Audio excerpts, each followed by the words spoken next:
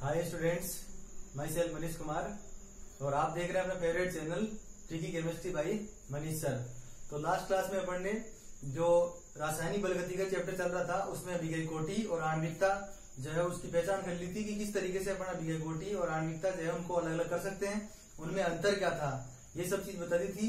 और आज अपन जो है एक बहुत ही इम्पोर्टेंट टॉपिक जो इस चैप्टर में सबसे ज्यादा इम्पोर्टेंट टॉपिक कहा जाता है वो कहा जाता है शून्य कोटीय विक्रिया और जो प्रथम कोटीय विक्रिया होती है उनके लिए अवकलित वेग समीकरण ज्ञात करेंगे, समाकलित वेग समीकरण ज्ञात करेंगे, इसमें जो ग्राफ बनते हैं वो ज्ञात करेंगे, उनके अलावा इनके एग्जाम्पल और इनकी अर्ध आयु।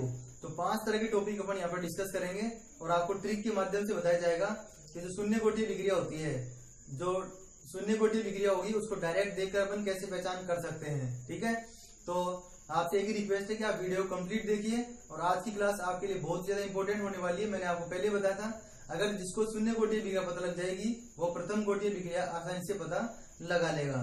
ठीक है, तो इसी तरीके से आप जो है कंटिन्यू बने रहिए। अगर वीडियो आपको अच्छे लग रहे हैं तो लाइक कीजिए और अगर आपको समझ आ रहा है सब कुछ चीज तो आप कमेंट करके बता सकते हैं कि सर जो है हमें आपने बताया था वो सब चीजें आपको समझ में आ रही है, तो उससे क्या हम इम्प्रूवमेंट कर सकते हैं अगर कोई कमी रह रही है तो। ठीक है, तो देखिए अपन जो अभिक्रिया ले रहे हैं वो कौन सी ले रहे हैं आज, शून्य कोटि अभिक्रिया। तो देखो किसी भी अभिक्रिया को शून्य कोटि अभिक्रिया कब कह सकते हैं, जैसे मान लो मैंने लिख दिया कि आर है ना, आर वो किसमें चेंज हो रहा है, उत्पाद में। किसमें चेंज हो रहा है, आर जो है वो उत्पाद में चेंज हो रहा है। आर का मतलब रिएक्टेंट है यहाँ पर, क्रियाकारक। आप इसकी जगह ए भी लिख सकते हो, कुछ भी लिख सकते हैं, मतलब आर अपन जानबूझ के आर लिख रहे हैं क्योंकि आर का मतलब रिएक्टेंट हो गया। अगर आपको शून्य कोटि अभिक्रिया की परिभाषा पूछी जाए तो किसी भी अभिक्रिया का जो वेग होता है ना, वेग, किसी भी अभिक्रिया का जो वेग होता है, वेग वो क्रियाकारकों की सांद्रता के समानुपाती होता है। क्रियाकारकों की सांद्रता के समानुपाती होता है। यहाँ पर क्या बोल रहा है, शून्य कोटि, इसका मतलब पावर कितनी हो जाएगी, शून्य।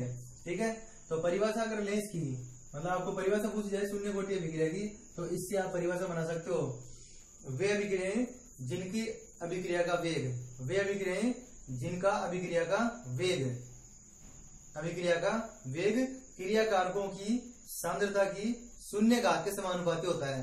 क्रियाकारकों की सांद्रता की शून्य घात के समानुपाती होता है, तो उसको क्या बोलेंगे, शून्य कोटि अभिक्रिया। और एक घात के समानुपाती होगा, एक पावर लग जाएगी तो कौन सी अभिक्रिया हो जाएगी, प्रथम कोटि अभिक्रिया। फिर आपको बताया था कि जो अभिक्रिया का वेग होता है ना, अभिक्रिया का वेग वो क्या होता है, क्रियाकारकों के संदर्भ में अपन लिखते हैं तो इसमें क्या होती है, कमी होती है, कमी। तो D R upon D T बराबर, इसको हटाएंगे तो आ जाएगा के और ब्रैकेट के अंदर आ जाएगा आर, इसकी पावर कितनी हो जाएगी, 0। अगर आपसे पूछ जाएगी ये जो है ना, ये क्या है, तो समीकरण 1 दे दो इसको, और समीकरण 1 को शून्य कोटि अभिक्रिया का अवकल वेग समीकरण कहते हैं। क्या कहते हैं, अवकल वेग समीकरण कहते हैं। तो आपसे पूछ रहे कि शून्य कोटि अभिक्रिया का अवकल वेग समीकरण लिखो, तो या तो आप ये वाला लिख सकते हैं या फिर इसके अलावा एक दूसरा रूप वो लिख सकते हैं इसका। वो कौन सा होता है, देखो किसी की भी पावर 0 होती है तो आंसर आता है 1, तो ये हट गया यहाँ से, तो क्या आ गया अपने पास, माइनस डी आर। इस डी टी को मैं इधर ले रहा हूँ तो क्या आ जाएगा, के डी टी। ये जो समीकरण है ये भी क्या है, शून्य कोटि अभिक्रिया का अवकलित वेग समीकरण या अवकल वेग समीकरण। ठीक है, उसके बाद में इसको मैं समीकरण नंबर 2 देता हूं और इसमें कहेंगे अपन समीकरण 2 का दोनों ओर से समाकलन। समीकरण 2 का दोनों ओर से समाकलन करने पर, समाकलन कर दो इसका। तो समाकलन करने से पहले एक चीज और कर लो आप, ये जो है ना, ये इसको इस तरफ ले जाओ, इन दोनों को इधर ले आओ, तो ये जो माइनस साइन है मैं यहाँ पे लिख देता हूँ एक स्टेप और, आप नोट कर लेना इसको, के डी टी। ये समीकरण अपने पास, इसको मैं इस तरफ ला रहा हूँ ऐसे, तो अपने पास जो समीकरण है वो ये है, इसका अवकलन कर रहे हैं अपन, समाकलन कर रहे हैं सॉरी। तो समाकलन ऑफ डी आर, जो कांस्टेंट है उसका समाकलन नहीं होता, और ये डी टी। ठीक है, तो इसका तो क्या आ जाएगा, आर, और ये माइनस डी टी का क्या हो जाएगा, टी, और प्लस इंटीग्रेशन कांस्टेंट में आप यहाँ पे सी लिख सकते हो या फिर आई लिख सकते हो। आई मतलब सी है ना, सी और आई किसी भी रूप में लिखो आप। अगर सी के रूप में लिख रहे हो तो सी को बोल दो आप समाकलन स्थिरांक। क्या बोल दोगे, समाकलन स्थिरांक। और अगर आई के रूप में लिख रहे हैं, आई के रूप में, तो आई को भी क्या बोलेंगे, समाकलन स्थिरांक ही बोलेंगे। ठीक है, आगे बात समझ में ये। उसके बाद में देखो ये हो गया अपने पास समीकरण नंबर 3। इसमें एक लिख लेना आप, मैं इसको आई को मिटा रहा हूं यहां से, आप कोई भी एक लिख देना एग्जाम में, कोई दिक्कत नहीं है इसके अंदर। ये आ गया अपने पास। अब प्रारंभिक अवस्था में, किसमें, प्रारंभिक अवस्था में, और प्रारंभिक अवस्था का मतलब क्या हुआ, प्रारंभिक अवस्था का मतलब हुआ t बराबर 0, टाइम कितना है 0 है, ठीक है, और t बराबर 0 हो गया यहाँ पर, और जो r है ना, r, ये जो r है वो प्रारंभिक सांद्रता के रूप में लिखेंगे, तो प्रारंभ का मतलब क्या हो गया, t बराबर 0 है, तो क्या हो जाएगा r, नीचे लगा देंगे नोट, ठीक है।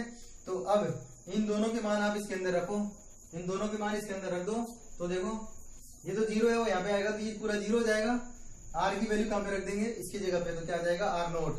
तो c बराबर, दोनों का मान रखने के बाद c बराबर अपने पास क्या आ गया, r नोट, इसको दे दिया पढ़ने समीकरण नंबर 4। समझ गए। इसकी जगह पे 0 से गुणा करेंगे, खत्म हो जाएगा, r की जगह पे क्या लिख देंगे, r नोट। 0 समय पर सांद्रता क्या हो जाएगी, r0। पहली क्लास में बताया था मैंने आपको कि सांद्रता जो प्रारंभिक होगी उस पे 0 आ जाएगा यहाँ पे। फिर समीकरण 4 से, समीकरण 4 से c का मान, c का मान समीकरण 3 में रखने पर, किसमें रखने पर, समीकरण 3 में रखने पर, तो आंसर क्या आ जाएगा, r बराबर minus KT plus r note, ये आ जाएगा। c का मान आप यहाँ पे रख दो, बाकी पूरा का पूरा ऐसे कैसे आ जाएगा, ठीक है। अब मैं इस इक्वेशन को सोल्व करने से पहले ये बता रहा हूं आपको मैं, जैसे इसको अपन सोल्व करेंगे ना, तो क्या हो जाएगा, इसको इस तरफ लिया हो या फिर इस वाले मान को पूरे को इधर लिया हो, तो k किसका हो जाएगा, प्लस का, ठीक है, और t इधर आ जाएगा, r को उस तरफ भेज दो, तो r note minus r upon T, ये जो समीकरण है इसको बोलते हैं शून्य कोटि अभिक्रिया का समाकलित वेग समीकरण।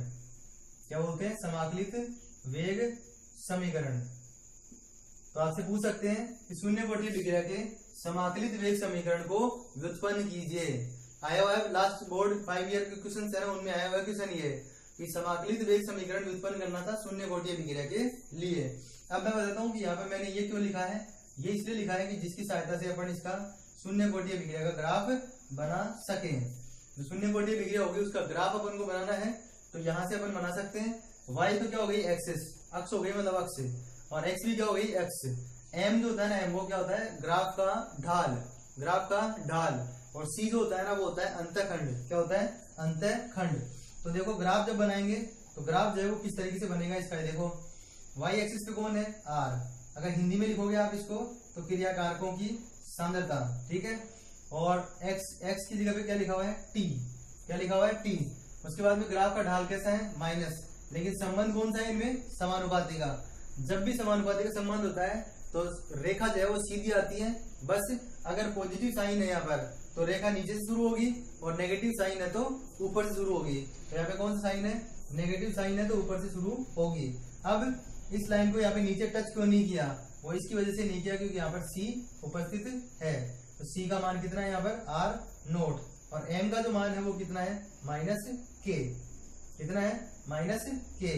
तो ये अपने पास जो अभिक्रिया हो गई, ये कौन सी हो गई, शून्य कोटि अभिक्रिया की।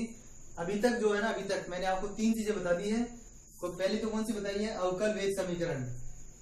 शून्य कोटि अभिक्रिया का अवकल वेग समीकरण पूछे तो आप ये वाला बना लिख सकते हैं और ये वाला भी लिख सकते हैं। दूसरा जो क्वेश्चन था वो था समाकलित वेग समीकरण, ये बता दिया मैंने आपको। तीसरा, इसका जो ग्राफ होता है ना वो कैसा होगा, ठीक है। अब मैं बताऊंगा आपको इसकी अर्ध आयु और इसके जो एग्जाम्पल होते हैं उनको किस तरीके से अपन याद रख सकते हैं। एक बार मैं इसको रिवाइज करा रहा हूँ क्योंकि इसके बेसिस पर ही आप जो है क्या कर पाएंगे, प्रथम कोटि अभिक्रिया है ना उसको सोल्व कर पाएंगे। सबसे पहले क्या किया, शून्य कोटि अभिक्रिया किसे कह रहे हैं, जिस अभिक्रिया का वेग क्रिया कारकों की शून्य घात के समानुपाती हो। तो ये हो गई शून्य घात, इसके समानुपाती हो गए। फिर अपन ने सोल्व किया तो क्या आ गया, के क्या है यहाँ पर, वेग नियतांक या वेग स्थिरांक। इसको क्या बोलते हैं, अवकल वेग समीकरण। इसी को दूसरे रूप में लिख सकते थे, r नोट किसी की पावर 0 है तो 1 हो जाएगा, तो ये 1 हो गया था, इसका मान 1 हो गया। इस तरीके से बदल दिया अपन ने, समीकरण 2 का समाकलन ले लिया, समाकलन लेने के बाद इस तरीके से सोल्व कर दिया। फिर प्रारंभिक अवस्था में t का मान रख दिया और r जो है उसको क्या कर दिया, r नोट कर दिया। यहाँ पे मान रखते रखते अपन ने यहाँ पे सोल्व कर दिया लास्ट तक, तो के बराबर आया r naught minus r upon t. ठीक है, समझ गए।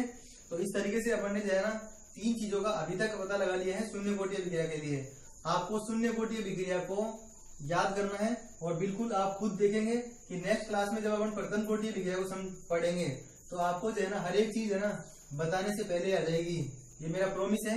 लेकिन आपको पहले क्या पता होना चाहिए, शून्य कोटीय विक्रिया में अपन ने किस तरीके से जो जो स्टेप्स यहाँ करी है सेम टू सेम वही स्टेप्स अपन को वहां पे भी करनी होगी। ठीक है, तो नेक्स्ट जो चीज बता रहा हूँ मैं आपको, वो पहले बता रहा हूँ आपको, जो शून्य कोटीय विक्रिया है उसकी अर्ध आयु का मतलब है टी हाफ। अगर आपसे पहली बात तो परिभाषा पूछे कि अर्ध आयु किसे कहते हैं, तो अर्ध आयु की परिभाषा हो गई जिस समय पर क्रियाकारकों की सांद्रता, जिस समय पर क्रियाकारकों की सांद्रता प्रारंभिक सांद्रता की आधी हो जाती है, जिस समय पर क्रियाकारकों की सांद्रता प्रारंभिक सांद्रता की आधी हो जाती है उसको क्या कहते हैं, अर्ध आयु कहते हैं। ठीक है, तो देखो इसका मतलब क्या हो गया, तो टी की जगह पे तो क्या लिख देंगे टी हाफ, और जो आर है आर उसकी जगह प्रारंभिक सांद्रता को क्या मानना पड़ने आर नोट।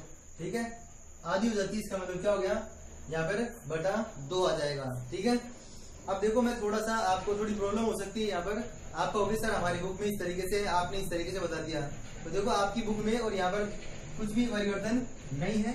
आपकी जो बुक है उसके अंदर इस पर से लिखा हुआ है एक्स अपॉन टी। ये जो एक्स होता है ना एक्स, उसका मतलब होता है कि अंतर कितना हुआ, अंतर, जैसे यहाँ पे माइनस साइन है ना तो ये अंतर ही हुआ एक तरह से। ठीक है, और ये जो आर नोट है आर नोट उसकी जगह पे ए लिखा हुआ ए, तो यहाँ पर जैसे आर नोट बाई 2 है तो यहाँ पे क्या हो जाएगा ए बाई 2 हो जाएगा। ठीक है, एक ही बात है, दोनों एनसीईआरटी के सिलेबस के अकॉर्डिंग अपन इसको कंप्लीट कर रहे हैं। ठीक है, मैंने पहले बताया था आपको कि आपका जो सिलेबस में कवर करवा रहा हूँ एनसीईआरटी के अकॉर्डिंग करवा रहा हूँ मैं। ठीक है, तो ये समझ में आ गया। अब क्या करना है, टी और आर का मान इसमें रख दो इसमें, तो देखो क्या जाएगा, टी और आर का मान समाकलित वेग समीकरण में रखने पर ये तो हो गया आर नोट, आर की जगह में क्या लिख देंगे आर नोट बाई 2 अपॉन जो टी है उसकी जगह में क्या आ जाएगा टी हाफ। अब टी हाफ को इधर ले लो आप, टी हाफ को इधर ले लिया, ये तो क्या हो गया आर नोट कॉमन आ गया इसमें से 1 माइनस हाफ, इसका मतलब क्या बच गया अपने पास आर नोट बाई 2 के। ठीक है, और आप अगर इसको के नोट लिखना चाहो तो के नोट भी लिख सकते हैं, शून्य कोटीय विक्रिया के लिए यहाँ पे 0 लिख सकते हैं, प्रथम कोटीय विक्रिया होगी तो 1 लिख सकते हैं। यहां से एक निष्कर्ष आपके सामने आ रहा है, निष्कर्ष कौन सा आ रहा है कि शून्य कोटीय विक्रिया की अर्ध आयु क्रियाकारकों की प्रारंभिक सांद्रता के समानुपाती होती है। ये पूछ सकते हैं आपसे, क्वेश्चन इस तरीके से आएगा एग्जाम में कि सिद्ध कीजिए कि शून्य कोटीय विक्रिया की अर्ध आयु, सिद्ध कीजिए कि शून्य कोटीय विक्रिया की अर्ध आयु क्रियाकारकों की प्रारंभिक सांद्रता के समानुपाती होती है। तो आपको यहाँ से शुरू नहीं करना, बिल्कुल शुरू से आपको क्या करना है, अर्ध आयु की परिभाषा लिखोगे, फिर बोलोगे इस स्थिति में टी बराबर टी हाफ, आर बराबर आर नोट बाई 2, फिर इसका मान आप इसके अंदर रख दो, आपके पास ये आ जाएगा। और अंत में आप लिख देना इस समीकरण, जैसे यहाँ पे तो 6 लिख रखा है, आप समीकरण 1 2 3 जो भी आपका आएगा समीकरण संख्या लिख देना। से यह स्पष्ट होता है कि शून्य कोटीय विक्रिया की अर्ध आयु क्रियाकारकों की प्रारंभिक सांद्रता के समानुपाती होती है। ठीक है, ये आगे बात समझ में, ये हो गई अपने पास चौथे नंबर की चीज। पहले नंबर पर अवकलित वेग समीकरण या अवकल वेग समीकरण, दूसरे नंबर पर समाकलित वेग समीकरण, तीसरे नंबर पर इसका जो ग्राफ है वो, चौथे नंबर पर इसकी अर्ध आयु, और अब पांचवें नंबर पर और अंतिम एक ट्रिक के साथ अपन यहाँ पर सोल्व करेंगे कि कैसे पता लगेगा कि अभिक्रिया जो है वो शून्य कोटीय विक्रिया है। क्योंकि देखो ऐसी कोई रिएक्शन नहीं होगी जिसमें क्रियाकारक भाग लिए बगैर उत्पाद बन जाए। जैसे ये क्वेश्चन आया हुआ है बोर्ड में कि प्लेटिनम की सतह पर अमोनिया का विघटन, प्लेटिनम की सतह पर अमोनिया का विघटन कौन से कोटीय विक्रिया होती है, कौन से कोटि अभिक्रिया होती है। ऐसे ही ये भी आया हुआ क्वेश्चन है कि गोल्ड की सतह पर HI है ना, HI उसका विघटन, गोल्ड की सतह पर HI का विघटन। ठीक है, ऐसे ही टंगस्टन की सतह पर, W की सतह पर PH3 का अपघटन। ठीक है, इस तरीके से। ठीक है, तो यहां पर देखो इन सब चीज में आपको कॉमन जो चीज नजर आ रही है वो ही इसकी ट्रिक है और ट्रिक जो है ना वो क्या हो गई यहाँ पर देखो, ट्रिक में आपको क्या करना है, बहुत सिंपल है, आपको केवल इस एरो पे फोकस करना है, एरो के ऊपर। अगर इस तीर के ऊपर धातु है, धातु क्या है, धातु, कोई भी धातु है, अकेला होना चाहिए, वो यौगिक के रूप में नहीं होना चाहिए। अगर एरो के ऊपर, तीर के ऊपर कोई धातु उत्प्रेरक है तो इस स्थिति में वो शून्य कोटि अभिक्रिया होती है। मतलब धातु की सतह पर होने वाली गैसीय अभिक्रियाएं, धातु की सतह पर होने वाली गैसीय अभिक्रियाएं शून्य कोटि अभिक्रिया होती है।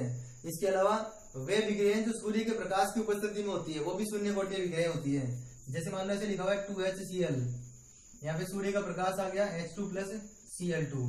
अब एग्जाम में क्या होता है, ये रिएक्शन दे देते हैं और ऐसे पूछते हैं इसका वेग समीकरण लिखो, तो सभी के सभी स्टूडेंट क्या लिखेंगे, ऐसे लिख देंगे KNH3 और फिर पेपर सोल्व करके आएंगे तो फिर बोलेंगे सर आपने तो ऐसे ही बताया था कि जो संख्या दे रखी है ना उसको पावर पे लिखते हैं, लेकिन मैंने ऐसे ही बताया था कि जो कोटि होती है ना, कोटि वो एक प्रायोगिक मान होता है, सैद्धांतिक मान नहीं होता है। इसका मतलब जो मैं ट्रिक्स बता रहा हूँ ना वो आपको यही बता रही है कि कब जो है ना अपन को संख्या को लिखना है, कब नहीं लिखना है। ठीक है, तो ध्यान रखना, यहाँ पर ये प्लेटिनम भी धातु है, गोल्ड भी धातु है, टंगस्टन भी धातु है और सूर्य के प्रकाश की उपस्थिति भी हो सकती है। तो इसका जो आंसर होगा वो ये होगा। ऐसे ही इसके लिए लिखेंगे तो वेग बराबर K HI⁻0, यहाँ पर भी आएगा वेग बराबर K PH3⁻0 और यहाँ पे लिखेंगे तो वेग बराबर K HCl⁻0। ठीक है, समझ गए। इसके अलावा एक ट्रिक और हो सकती है, जब भी आपसे शून्य कोटि अभिक्रिया के लिए वेग समीकरण पूछे, किसके लिए, शून्य कोटि अभिक्रिया के लिए वेग समीकरण पूछे, तो आप सीधा ये भी लिख सकते हो वेग बराबर K, ये लिख सकते हो आप। सभी के लिए रिएक्शन में ट्रिक आएगी है, देख लो, जैसे आप किसी पे भी लगा के देख लो, इसकी पावर 0, इसका मतलब ये हट जाएगा, 1 हो गया, ये भी 1 हो गया, ये भी 1 हो गया और ये भी 1 हो गया, तो सब में ही वेग क्या आ रहा है, K के बराबर आ रहा है। ठीक है, तो आज मैंने आपको शून्य कोटि अभिक्रिया बता दी है। इसी तरीके से नेक्स्ट क्लास में अपन प्रथम कोटि अभिक्रिया लेंगे और फिर उसके बाद में इनसे रिलेटेड जो न्यूमेरिकल्स बोर्ड में आए हुए हैं या आने की संभावना है वो क्वेश्चन अपन सोल्व करेंगे। ठीक है, तो आप अगर वीडियो को पहली बार देख रहे हैं तो चैनल को सब्सक्राइब करके बेल आइकन को प्रेस कर दीजिए, जिससे कि लेटेस्ट वीडियो जो है वो आपको अवेलेबल होते रहे। देखो, मैं आपको हर चीज की यहाँ पे ट्रिक बता रहा हूँ, एक भी एग्जाम्पल रटने की जरूरत नहीं पड़ेगी आपको, सीधा जो मैं ट्रिक बता रहा हूँ उस पर ध्यान दीजिए आप। तो देखो, वैसे तो कहा तो ही जाता है कि यहाँ पे भी गैस होनी चाहिए और यहाँ पे भी गैस होनी चाहिए, लेकिन इसका कोई फर्क नहीं पड़ रहा। आप तो केवल तीर के ऊपर धातु प्रयोग देख लेना बस, या फिर सूर्य के प्रकाश की उपस्थिति देख लेना, आपका जो आंसर है वो बिल्कुल 100% सही आएगा। ठीक है, तो अगर वीडियो आपको अच्छे लग रहे हैं तो इनको लाइक कीजिए, कमेंट कीजिए और ज्यादा से ज्यादा स्टूडेंट तक आप वीडियोस को शेयर कीजिए। Thanks for watching.